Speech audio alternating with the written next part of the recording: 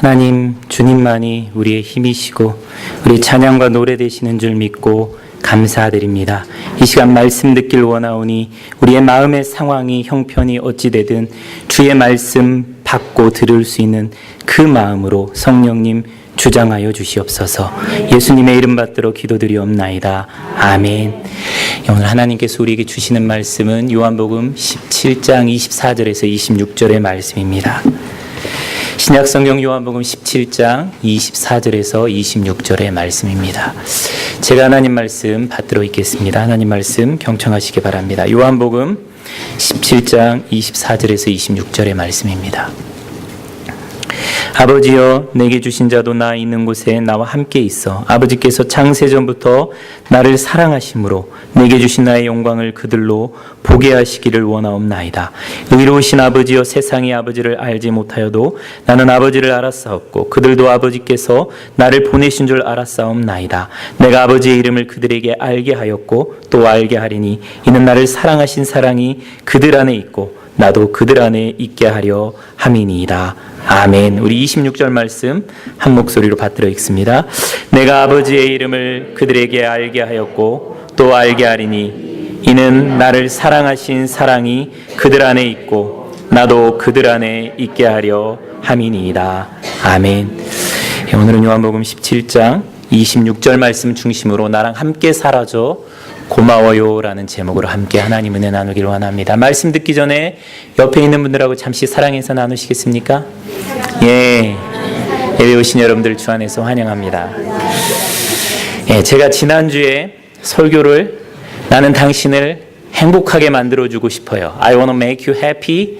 이 설교를 했더니 이 설교로 은혜 받고 진짜 행복하게 만들어주기 위해서 애쓰고 행복하게 보내신 분들도 있는 반면에 왜 당신은 나를 행복하게 만들어주지 않느냐 이래가지고 싸웠다는 분들도 있습니다.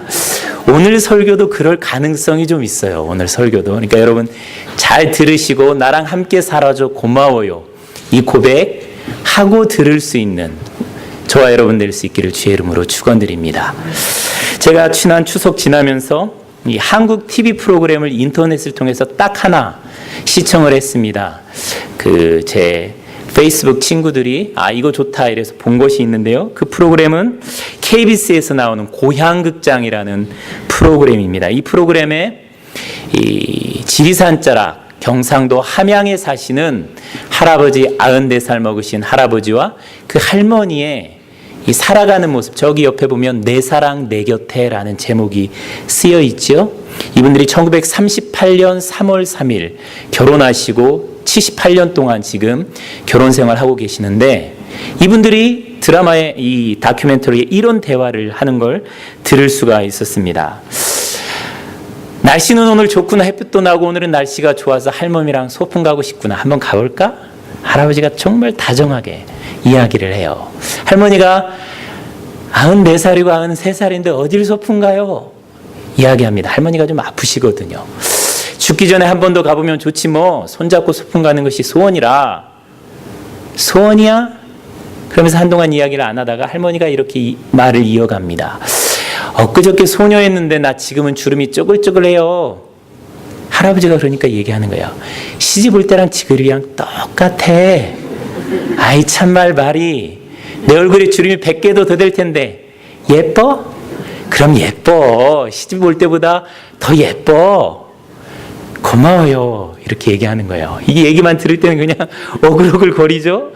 그런데 진짜 저 다큐멘터리를 볼 때는 정말 너무너무 감동적인 거예요.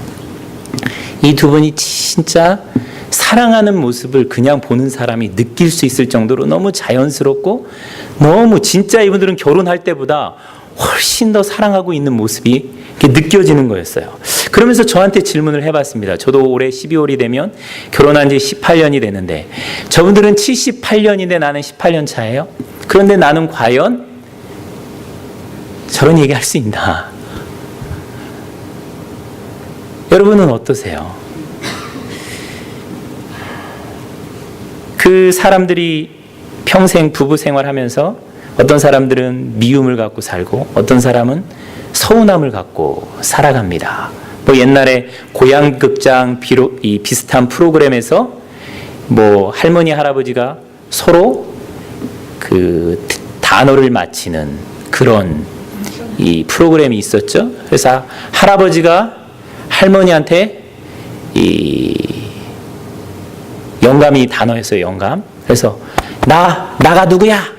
이렇게 물었어요. 할머니가 뭐라고 대답을 했어요? 웬수. 영감이라는 단어가 나왔는데 웬수라는 단어가 나왔습니다. 이 혼자 살면 혼자 살았지 이 웬수 덩어리하고 내가 다시 살겠느냐, 다시 태어나면 이 사람과 살겠습니까? 이런 질문하면 그냥 예의상이라도 한번 생각해보지 뭐 그렇게 해야 되는데 이 웬수 덩어리하고 내가 다시 살겠습니까? 그렇게 대답을 하는 것이 우리의 모습들이 아닐까, 그런 생각들을 해보았습니다. 아마 저만 그럴 것 같아요. 여러분들은 다시 태어나도 그렇죠. 이 프로그램 마지막에 할머니 할아버지가 이런 대화를 나누면서 이 프로그램이 마치는 것을 볼 수가 있었습니다. 나랑 한평생 재밌게 같이 살아줘 고맙소. 할아버지가 이렇게 얘기해요. 그러니까 할머니가 무슨 소리야, 당신이 나랑 살아줘서 고맙지, 내 소원은 당신이랑 한날 한시에 가는 거야.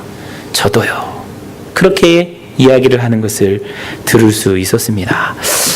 도대체 나와 저 할아버지 할머니의 차이가 뭘까? 여러분 뭘까요? 아마 여러분들은 한 78년 결혼 생활을 하실 것 같고 아마 끝에 가서 저런 대화를 하면서 인생을 마무리하실 것 같은데, 그 프로그램을 보면서 그 차이가 희생적인 헌신, 그리고 서로를 향한 그런 어떤 사랑의 의존적인 관계, 그런 것이 아닐까 생각을 해보게 되었습니다. 이 할머니가 몸이 불편해요.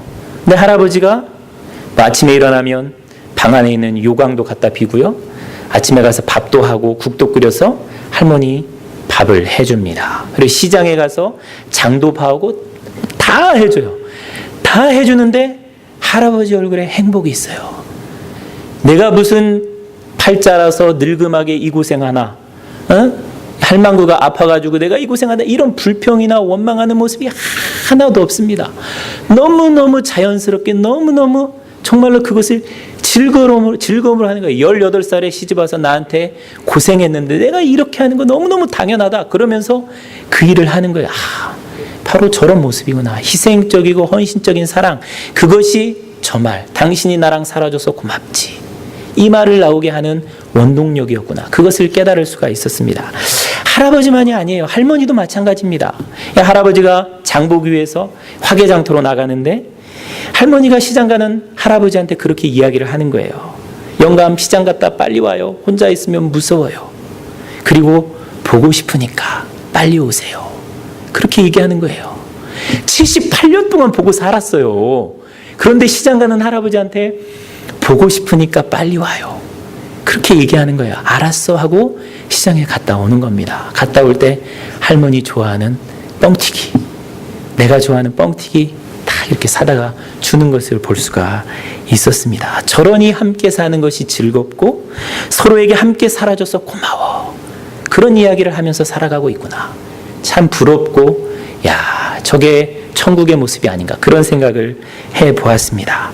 제가 그 드라마를 보면서 계속 생각한 것은, 그리고 저와 저의 삶에 대해서 질문한 것은 이런 거였어요. 함께 살아 고마운 사이가 있다면 함께 사는 것이 너무나 힘들고 괴로운 사이도 있을 것이다. 평생 함께 가고 싶은 관계도 있을 것이지만 지금 당장 정리하고 헤어지고 싶은 관계도 있을 것이다.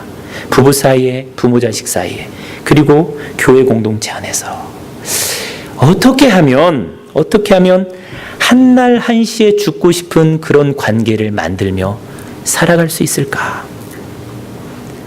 어떻게 하면 함께 사는 것이 고마운 사이인 그런 관계를 만들어 갈 수 있을까? 어떻게 하면 당신 만나와 참 후회돼, 그런 소리가 아니라 당신과 함께 살아서 난 너무 다행이야, 나랑 함께 살아준 것이 너무너무 고마워, 그런 소리를 듣는 관계를 만들어 갈 수 있을까요? 우리는 무슨 소리를 듣고 살아가나, 그런 질문들을 해보게 되었습니다.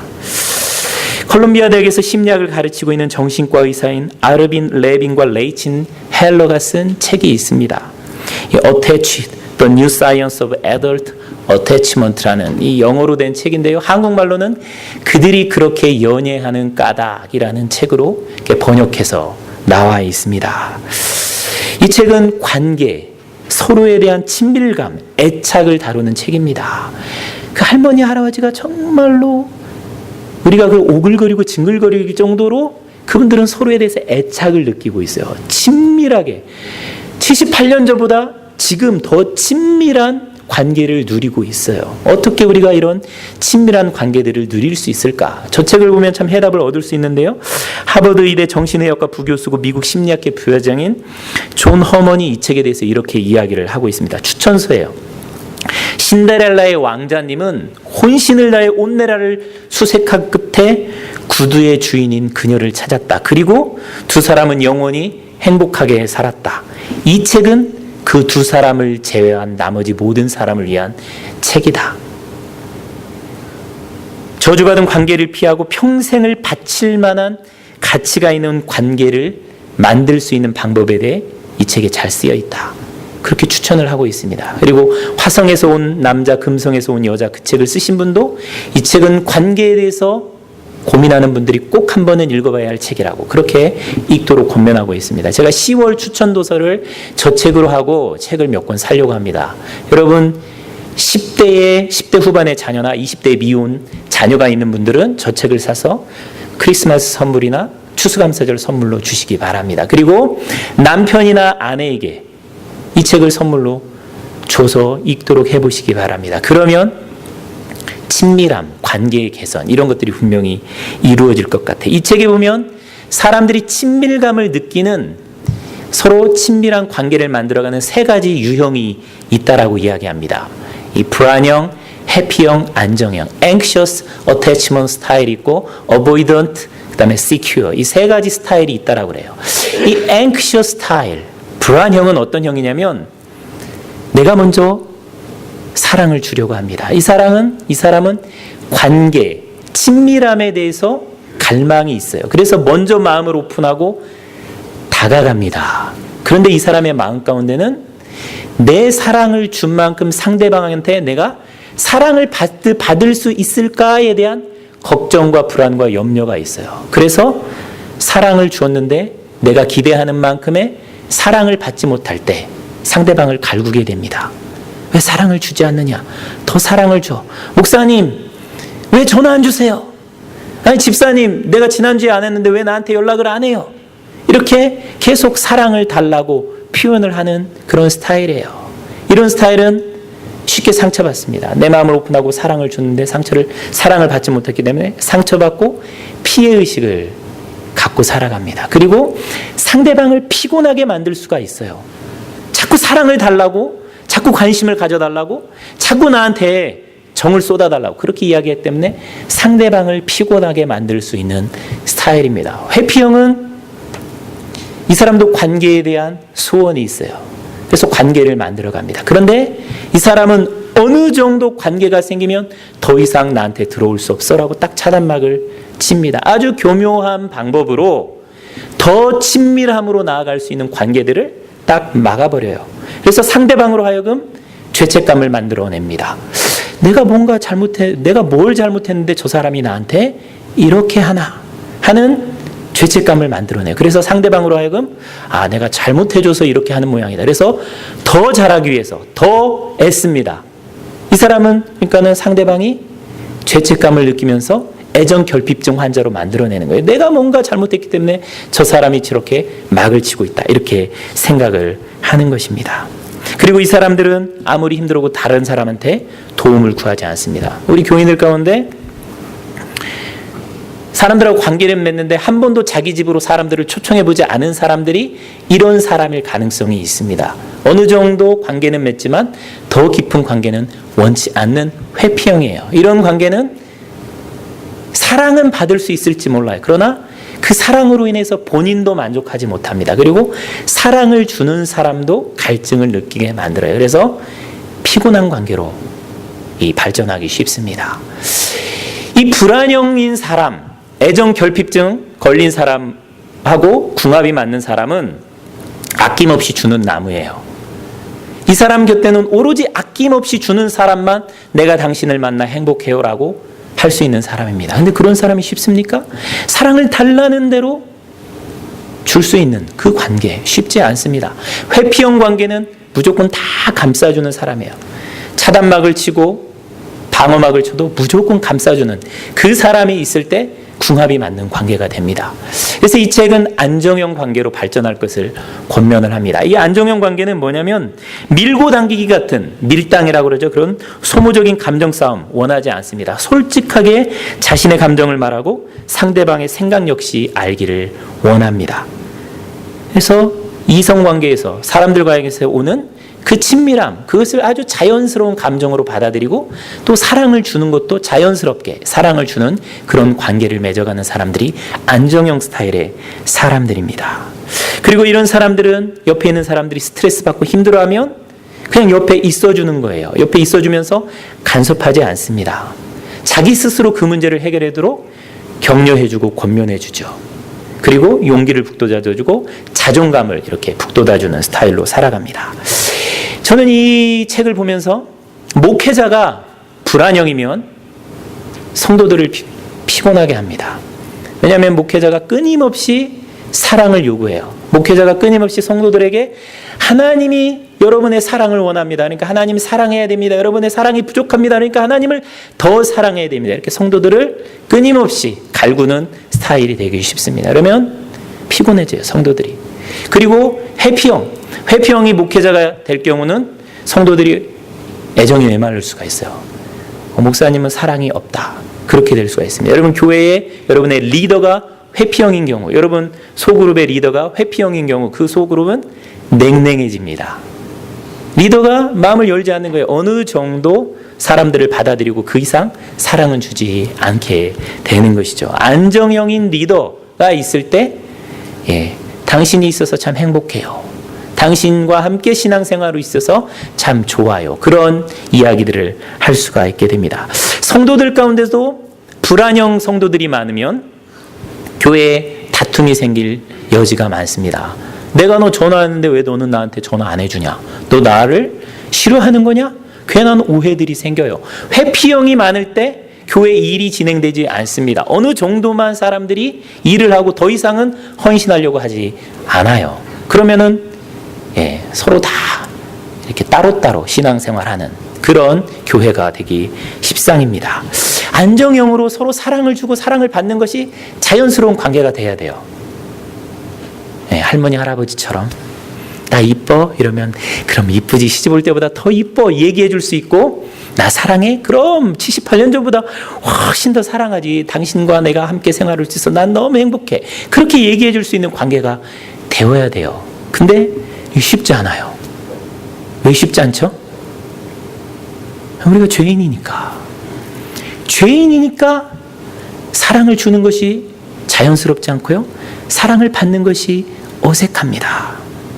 완전히 이해해주고 완전히 품어주고 정말로 나를 피곤하게 하는 사람, 그 사람도 품어주려고 하고 정말로 적당히 나를 멀리하는 사람도 내가 품어주려고 하지만 되지 않아요. 왜? 나도 똑같은 죄인이기 때문에. 그 책에서 보면 불안형과 회피형이 만나면 서로 좋아하는 것 같지만 갈등과 문제가 아주 커진다. 그런 얘기를 합니다.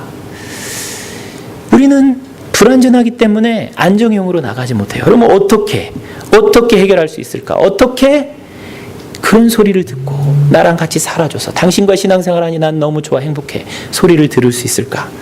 중요한 것은 내 힘으로 내 의지로 할 수 없다는 것을 인정하는 것입니다.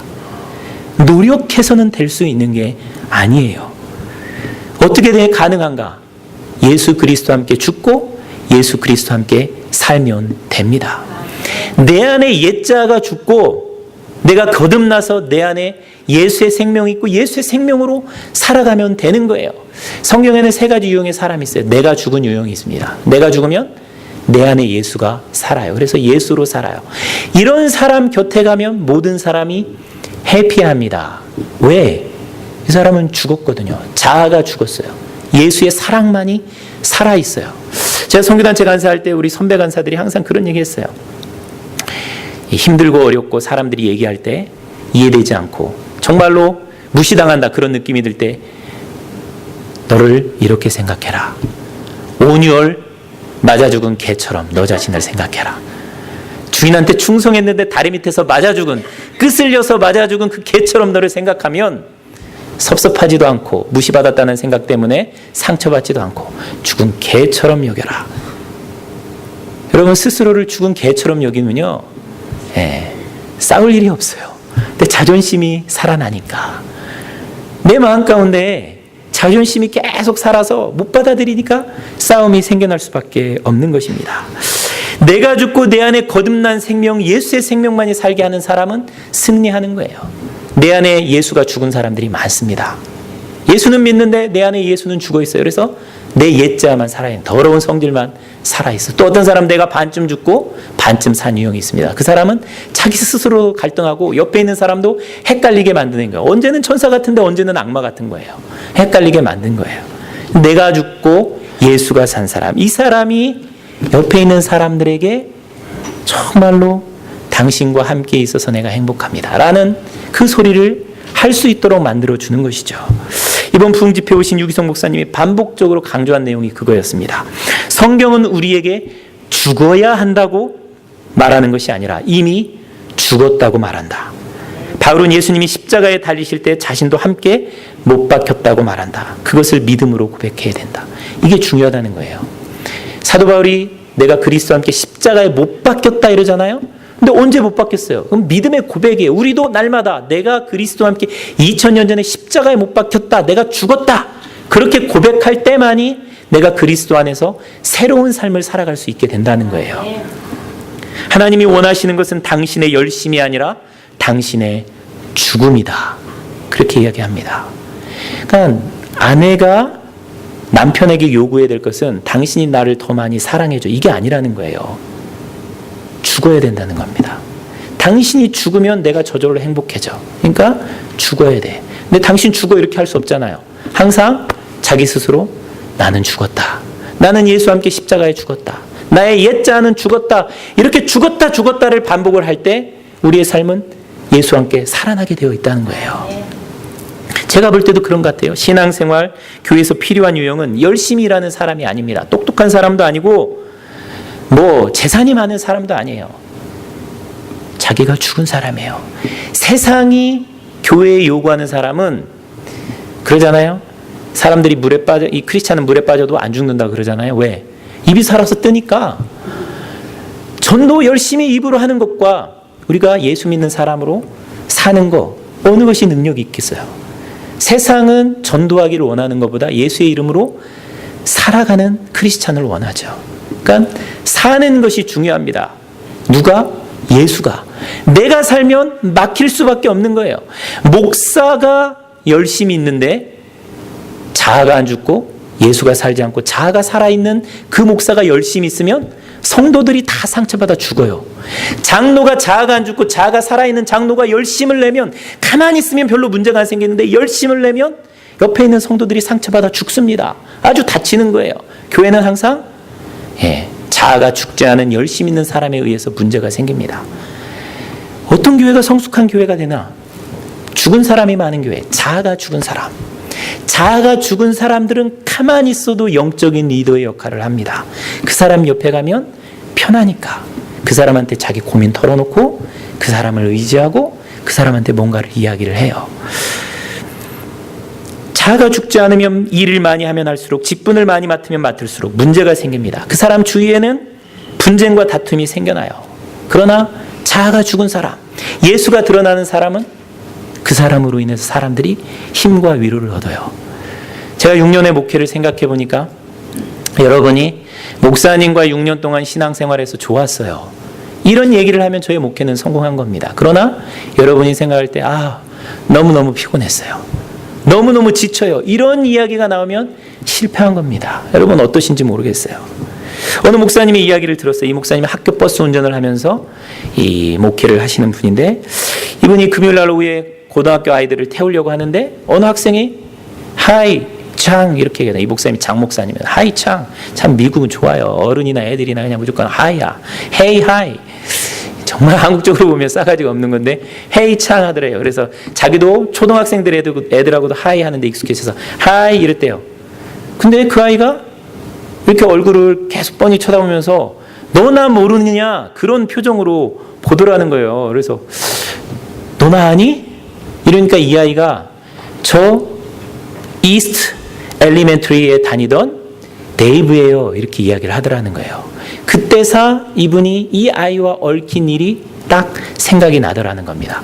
자기가 버스 운전을 막 시작하던 초등학교 4학년 때 이 초등학교 4학년 아이들을 태웠는데 그 아이가 그 버스 운전사 뒤에다 마커로 이렇게 낙서를 하더라는 거예요. 이 마커가 안 지워지잖아요. 그래서 이 버스 드라이버 얼마 되지 않아서 이런 것은 다 학교에 리포트하라 이렇게 되어 있어서 학교에 리포트를 했다고 합니다. 그 리포트를 하고 그 다음 날 버스 애들 다 보내고 버스 정거장에 딱 있는데 이 아이의 엄마와 이 아이가 버스 정거장에 나타난 거예요. 근데 이 어머니가 장애인이었어요. 아이를 끌고 휠체어를 타고 나타난 겁니다.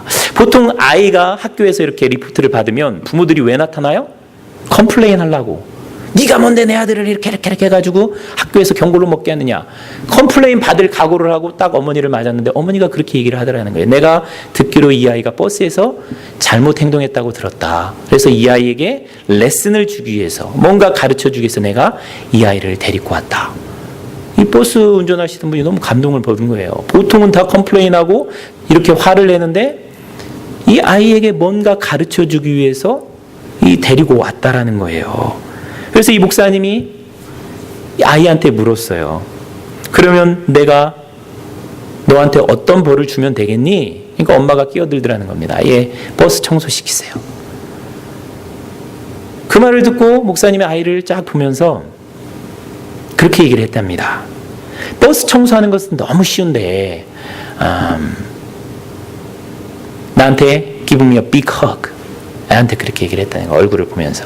그리고 안아주고 이게 벌이니까는 가라고 그렇게 얘기를 했답니다. 그리고 그 다음날 이 목사님이 스케치북하고 여러 가지 색깔이 있는 색연필을 사가지고 그 아이한테 선물로 주면서 얘야 앞으로는 버스에다 그리지 말고 이 스케치북에 이 색연필로 그리렴. 그리고 줬다는 거예요. 얼마 있다가 그 아이가 버스에 타지 않았어요. 이사 간 거예요. 그런데 고등학생이 돼서 다시 그 학군으로 돌아와서 버스를 타고 그 장 아저씨 목사님을 알아보고 그렇게 인사를 한 겁니다. 저 그 크레파스 아직도 가지고 있어요. 아저씨를 만난 것이 저에게 행운이었어요. I'm lucky. 이렇게 이야기를 하더라는 겁니다. 여러분 한번 생각해 보세요. 이 목사님이 성질대로 했다면, 법대로만 했다면 어떻게 해야 돼요? 화내고 혼내고 진짜로 엄마가 뭐라고 왔을 때 벌을 줘야 했을 거예요. 그러나 이분은 목사였어요. 사랑으로 아이를 감싸준 거예요. 그래서 아이는 이 목사님을 만난 것이 내게 행운이에요. 그렇게 이야기할 수 있는 사람이 된 것이죠. 이 아이에게 목사님이 있었다면 우리에게는 예수님이 있습니다. 예수님이 우리와 함께 거하시기 위해서 십자가에 죽으셨어요. 정말로 예수님이 우리에게 좋은 구세주가 되기 위해서 십자가에 죽으셨습니다. 그런데 우리 주님은 2000년 전에만 그렇게 하신 것이 아니라 우리 주님의 소원은 우리와 영원히 함께 거하시는 거예요. 나는 영원히 너희와 함께 거하고 영원히 너희와 함께 사랑을 나누고 내가 정말로 너희에게 좋은 하나님이 되고 너희는 나의 좋은 친구, 자녀가 되기를 원한다. 그 예수님의 소원이에요. 예수님이 취하신 방법이 뭐겠습니까? 예수님이 우리 안에 들어오셔서 마치 2000년 전에 우리 안에 들어오시고 우리와 친구를 맺으시기 위해서 십자가에 죽으셨던 것처럼 지금도 우리 안에서 죽으시는 거예요. 우리의 허물과 우리의 모든 부족함과 우리의 모든 한계를 아시면서도 우리에게 불평하지 않으시잖아요. 우리 주님이 우리 안에 거하시면서 우리의 모든 약함과 부족함을 아는데 너 왜 이러냐? 너 인간 안 됐다. 너 정말로 지옥 가야 되겠다. 그렇게 말씀하시지 않잖아요. 끊임없이 사랑해 주시면서 받아주시면서 영원히 우리 안에 거하시잖아요. 영원히 우리 안에 거할 수 있는 방법은 딱 하나예요. 주님이 2000년 전 십자가에 죽듯이 지금도 우리 안에서 계속적으로 죽으시는 거예요. 물론 죽음의 의미는 영적인 의미입니다. 함께 거하는 거. 주님이 우리에게 좋은 거, 그 이유는 딱 하나, 주님이 항상 우리를 위해서, 우리 허물을 위해서 죽으시기 때문이에요. 죽는 방법 외에는 내가 다른 사람에게 당신과 함께 있는 것이 참 좋아, 그 말을 들을 수 있는 방법이 없습니다. 교회도 마찬가지고 우리의 삶도 마찬가지입니다. 우리 신앙생활의 목표는 더 큰 교회 만드는 거 아닙니다. 우리 교회 뭐 더 좋은 예배당으로 옮겨가는 거 아닙니다. 더 많은 사람이 늘어나는 거 이거 아니에요. 우리의 목표는 내가 죽고 내 안에 예수가 살아나는 거예요.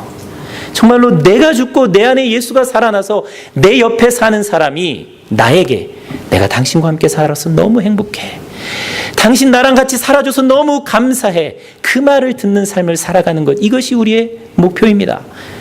제가 여러분들을, 여러분이 저를, 여러분의 남편과 아내가, 여러분의 자녀가 아빠가 나의 아빠라서 너무 행복해요, 당신이 나랑 살아줘서 너무 감사해요, 정말로 그 말을 듣는 저와 여러분 될 수 있기를 주의 이름으로 축원드립니다. 아멘. 이 시간 같이 한번 기도하기를 원합니다.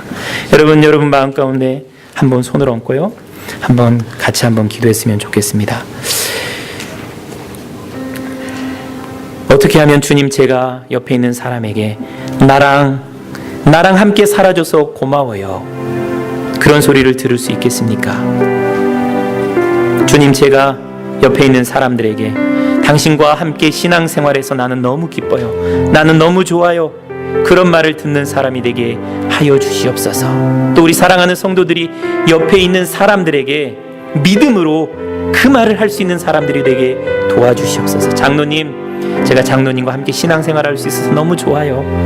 형제님, 자매님, 제가 형제님과 자매님과 같이 한 교회 다닐 수 있어서 너무 행복해요. 그렇게 말할 수 있는 우리들이 되게 인도하여 주시옵소서. 우리 자녀들에게 네가 내 아들이라서 너무 좋다, 네가 내 딸이라서 너무 나는 행복해, 그렇게 말할 수 있는 우리가 될 수 있도록 은혜 주시옵소서. 이 시간 같이 한번 자기 자신을 위해서 기도할 수 있기를 원합니다. 주님, 내가 주위 사람들에게 내가 당신과 함께 있어서 너무 행복해요, 그 말 듣는 삶 살아가게 복 내려 주시옵소서. 나를 죽이고 내 안에 예수의 생명만 살아있게 역사하여 주시옵소서.